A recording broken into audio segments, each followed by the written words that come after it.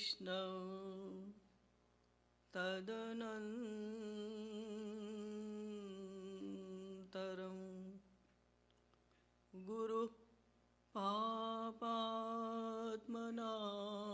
त्राता श्रीकृष्णस्तमलात्मनाम्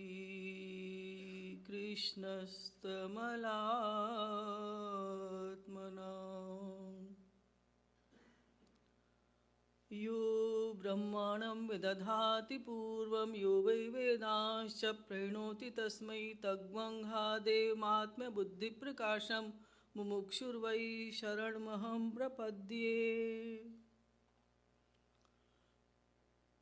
भगवत कृपा प्राप्त जिज्ञासु महानुभाव, सर्वप्रथम हम सबके परम आराध्य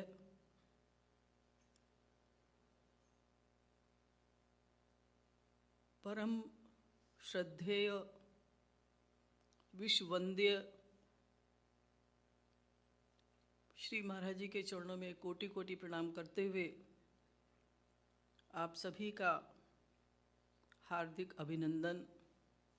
गोलोक धाम मंदिर में जो श्री महाराज जी के द्वारा ही स्थापित किया गया सन 2004 में और उन्हीं की प्रेरणा से और उनकी कृपा से संचालित है। तो सर्वप्रथम श्री महाराज जी ने जो संकीर्तन के द्वारा हम लोगों को ध्यान की विधि बताई है, 5 मिनट के लिए हम सब संकीर्तन करते हुए श्री कृष्ण का ध्यान करते हैं। कृष्णम वंदे जगद्गुरुम,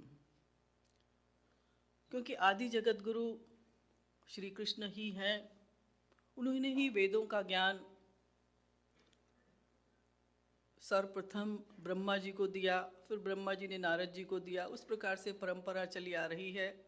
निशोषित मत्स्य वेदाः उनके श्वास से ही प्रकट हुए और गीता सर्वोपनिषदो गावो दोग्धा गोपाल नंदनः सारे उपनिषदों का सार है। तो गीता में भगवान श्री कृष्ण का कृष्णम वंदे जगद्गुरुम वाला ही स्वरूप है।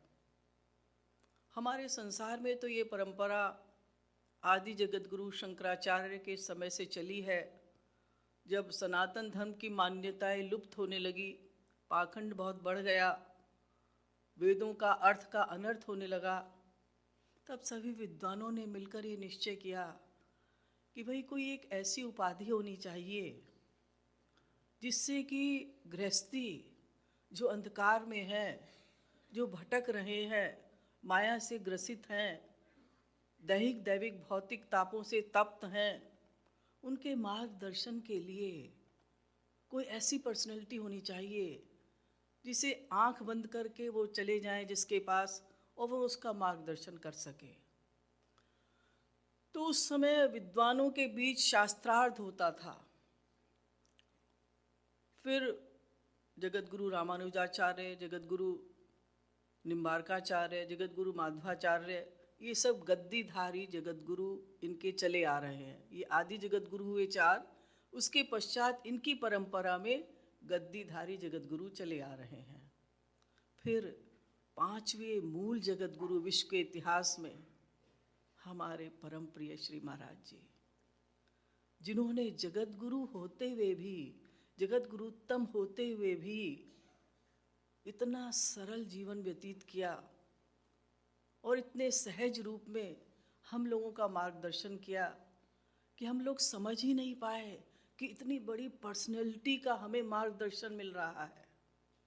इतने सरल शब्दों में सारे शास्त्रों वेदों को उन्होंने प्रकट कर दिया। तो ये उन्हीं की विशेष कृपा है कि आज हम ये सत्संग का लाभ ले रहे हैं। और उन्होंने किसी को गद्दी नहीं दी। ये एक सभी की जिज्ञासा होती है कि महाराज जी का उत्तराधिकारी कौन।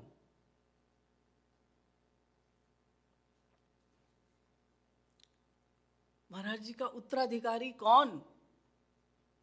महाराज जी स्वयं अपने उत्तराधिकारी हैं। वो स्वयं अपनी गद्दी पर बैठे हैं, क्योंकि वो सनातन जगत गुरु हैं, सनातन गुरु हैं। सभी साधकों का भी ये व्यक्तिगत अनुभव है और सभी विद्वानों का आज भी ये मत है कि उनकी दिव्य उपस्थिति का हर कोई अनुभव कर रहा है। तो ऐसे सद्गुरु के चरणों में हम सभी कोटि कोटि नमन करते हुए उनका आभार व्यक्त करते हैं कि हम इसी प्रकार से उनकी सेवा करते रहें अनंत जन्मों तक।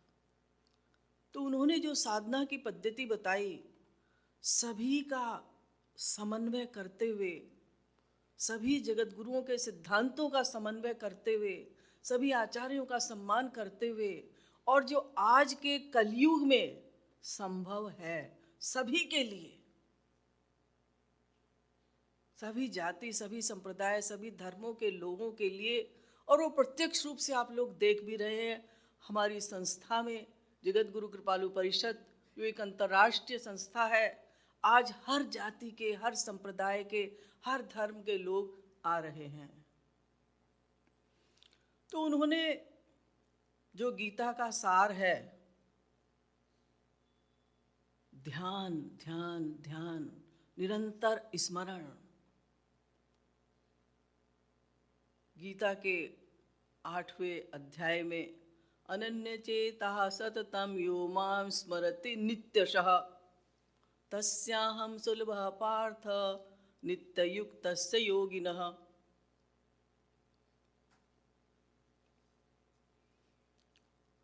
फिर 9वें अध्याय में अनन्याश्चिन्तयन्तो मां ये जनाः पर्युपासते तेषां नित्याभियुक्तानां योगक्षेमं वहाम्यहम्।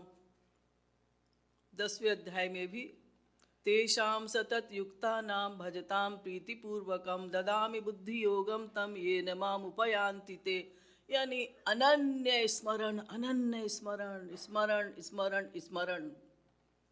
इस बात को, गीता के सिद्धांत को हजारों प्रकार से श्री महाराज जी ने हम लोगों की बुद्धि में भरा, प्रैक्टिकल साधना की और करवाई। तो इसलिए सर्वप्रथम महाराज जी का स्मरण करते हुए, उनके चरणों में आभार व्यक्त करते हुए और श्री कृष्ण को सामने बैठाकर हम लोग संकीर्तन के द्वारा उनको पुकारते हैं। जब जब भगवान का अवतार हुआ, संकीर्त्यमाना शीघ्रमेवाविर्भवति, और ये सरल से सरल उपाय बताया है श्री महाराज जी ने, सभी शास्त्रों वेदों का सार। तो ध्यान संकीर्तन के साथ वो सर्व सुलभ मार्ग है भगवत प्राप्ति का। तो थोड़ी देर के लिए अपने आप को भूल जाइएगा कि हम यहाँ दिल्ली में बैठे हुए हैं, बस हम और हमारे गुरुदेव और श्री कृष्ण, श्री कृष्ण श्री कृष्ण श्री कृष्ण श्री कृष्ण, गोविंद गोविंद गोविंद गोविंद। जैसा कि कल भी मैंने बताया था, सारी फाइल डिलीट कर दीजिएगा, जंक फाइल अपने माइंड से। एक और केवल एक, माम एकम शरणम व्रज तमेव शरणम गच्छ, ही लगाना है। बस केवल उनकी ही मनोहारी छवि हमारे हृदय में रहे। हम ये भूल जाएं और कोई भी हमारे आसपास बैठा है, बस केवल श्री कृष्ण श्री कृष्ण श्री कृष्ण श्री कृष्ण श्री कृष्ण, इस स्थिति पर हमें पहुंचना है, जो कि गीता का सार है। 8वें अध्याय का जो 7वां श्लोक है, और श्री महाराज जी ने उसी को बताया है कि यही गीता का प्रमुख श्लोक है। तस्मात् सर्वेषु कालेषु माम अनुस्मर युध्य च। वो स्मरण इतना परिपक्व हो जाए, इतना परिपक्व हो जाए कि खाते पीते, चलते फिरते, उठते बैठते, सोते जागते, सदा सर्वत्र हम उनकी उपस्थिति का अनुभव करें।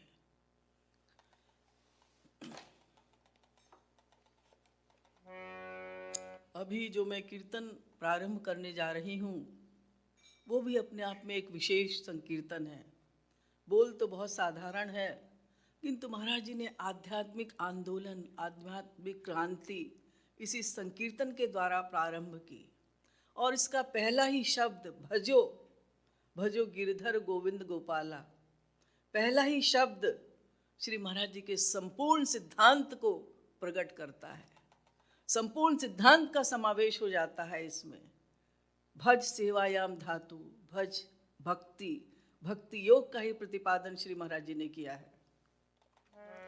भजो गिरिधर गोविंद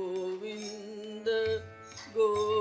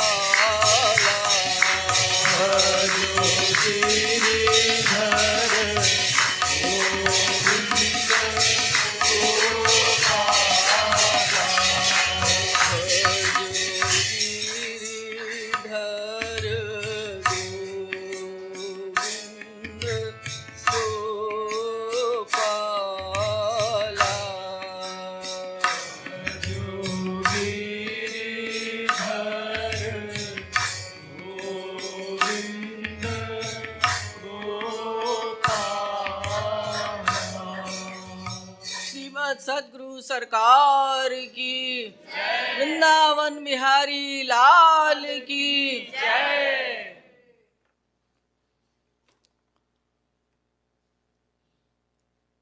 कल मैंने आप लोगों को बताया